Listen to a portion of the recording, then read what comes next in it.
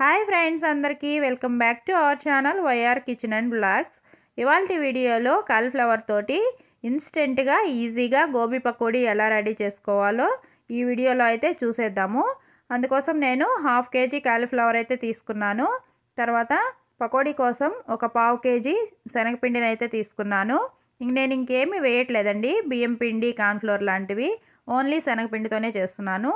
అందులో ఒక 1/2 spoon salt వేసుకున్నాను, 1/2 స్పూన్ పసుపు వేసుకున్నాను, తర్వాత 1 స్పూన్ కారం వేసుకున్నాను. ఇది వామ్ అండి. వాముని ఒక 1/2 టీ స్పూన్ తీసుకొని ఇలా కొంచెం క్రష్ చేసి వేసుకుంటే దానిలో అరోమా అంతా పకోడీకి వచ్చి చాలా బాగుంటుంది. డైజెషన్ కూడా మంచిగా ఉంటుంది, గ్యాస్ ఫామ్ అవ్వకుండా. తర్వాత ఒక 1/2 స్పూన్ జీలకర్ర అండి, 1/2 స్పూన్ జీలకర్ర కూడా తీసుకొని అలాగే క్రష్ చేసుకొని వేసుకుంటున్నాను. తర్వాత ఇది chicken masala powder. Chicken masala powder వేసుకుంటే సరిపోతుంది, ఇంకేమీ మసాలా ఫ్లేవర్స్ ఏమీ అవసరం లేదు. ఇది కాస్త మసాలా ఫ్లేవర్స్ ఉంటుంది కాబట్టి చికెన్ మసాలా పౌడరు 1 స్పూన్ వరకు వేసుకున్నాను. తర్వాత ఇవంతా పిండిలో బాగా మిక్స్ అయ్యేలాగా కలుపుకుంటున్నాను. తర్వాత ఇందులో 1 స్పూన్ అల్లం పేస్టు, అల్లం వెల్లుల్లి పేస్ట్ అండి. అల్లం వెల్లుల్లి పేస్ట్ వేసుకొని తగినన్ని నీళ్లు పోసుకొని ఇది బ్యాటర్ లాగా కలుపుకోవాలి. బ్యాటర్ అంటే మరి దోశ బ్యాటర్ లాగా కలుపుకోకూడదు. ఇలా కొన్ని కొన్ని నీళ్లు పోసుకుంటూ చూసుకుంటూ మితంగా కాస్త థిక్గానే కలుపుకోవాలి. చూస్తున్నారు కదా, మొత్తం మసాలాలన్నీ పిండికి పట్టేటట్టు ఇలా అయితే కలుపుకోవాలి. ఫ్రెండ్స్, నా వీడియోస్ ఫస్ట్ టైం ఎవరన్నా చూస్తున్నట్లయితే స్కిప్ చేయకుండా చివరి వరకు చూడండి. ఈజీగా ఇంట్లో ఉన్న ఇంగ్రీడియంట్స్తో కుక్ చేసుకోవచ్చు.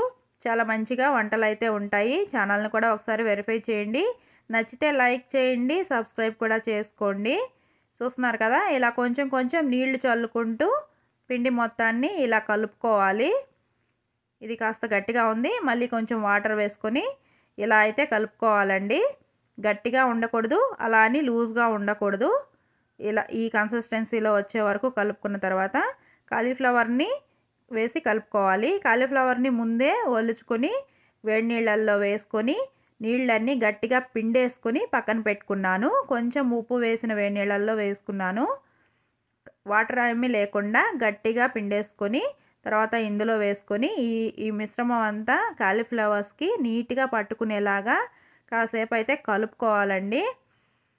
ఇది గట్టిగా కలిపాం కాబట్టి పిండి కాలీఫ్లవర్కి కాస్త పట్టుకోవడం కష్టమే, అయినా కాస్త ఓపిక్గా ఇలా నీట్గా కలుపుకోవాలి.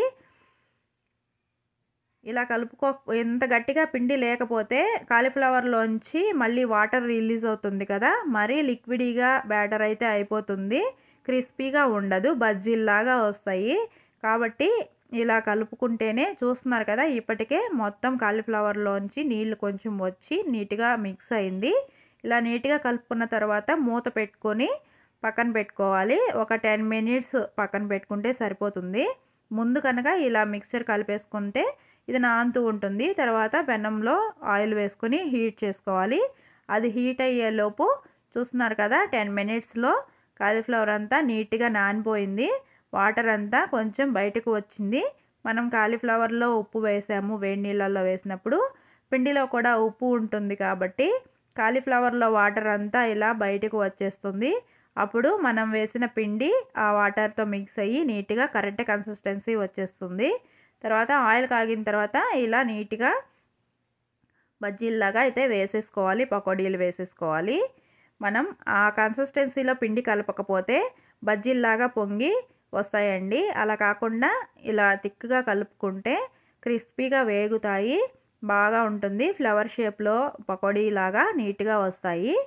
చూస్తున్నారు కదా, ఇలా కొంచెం కొంచెం వేసుకొని వేయించుకోవాలి. ఒకటేసారి బాండల నిండా వేసినా కానీ సరిగా వేగవు. ఆయిల్ ఓవర్ హీట్ అవ్వకూడదు, కొంచెం తక్కువ హీట్లోనే ఉన్నప్పుడే వేసుకోవాలి. అలా అని మరీ సిమ్లో ఉన్నప్పుడు వేసుకోకూడదు. మీడియం ఫ్లేమ్లో పెట్టుకొని ఆయిల్ని మరీ ఓవర్ హీట్ అవ్వకుండా చూసుకొని కాస్త వేసుకోవాలి. ఇలా నీట్గా వేగిపోతాయి. మీడియం ఫ్లేమ్లో పెట్టుకొని మాత్రమే వేయించుకోవాలి. స్లో ఫ్లేమ్లో నిదానంగా వేయించుకోవాలి, లేదంటే కాలీఫ్లవర్ ఉడకదు. మీకు కావాలంటే ఇలా 50% వేగిన తర్వాత అన్నీ ఇలాగే తీసి పక్కన పెట్టుకొని సెకండ్ టైం మళ్ళీ వేసుకొని కూడా వేయించుకోవచ్చు. నేనైతే ఇలా వేయించేసుకున్నాను. చూస్తున్నారు కదా, మంచి కలర్ వచ్చింది. ఎంత క్రిస్పీగా వచ్చినాయో, ఎక్కడ షేప్ కూడా మిస్ అవ్వలేదు. చాలా బాగా వస్తాయండి, చాలా క్రిస్పీగా వస్తాయి. ఆయిల్ కూడా అస్సలు పీల్చుకోదు. చూస్తున్నారు కదా ఎంత డ్రైగా ఉన్నాయో. నీట్గా పర్ఫెక్ట్గా అయితే కుక్ అయిపోయింది. ఒకసారి ఖచ్చితంగా ట్రై చేయండి. తర్వాత దీనిపైన చాట్ మసాలా వేసుకొని స్ప్రెడ్ చేసుకోవచ్చు. లేదంటే నేనైతే కొంచెం కారం, ఉప్పు, వెల్లుల్లి కలిపిన పొడి ఉంటే అదైతే వేసుకుంటున్నాను. మీ దగ్గర చాట్ మసాలా ఉంటే అదైనా వేసుకోవచ్చు. చూడండి ఎంత పర్ఫెక్ట్గా పకోడీ అయితే రెడీ అయిపోయిందో.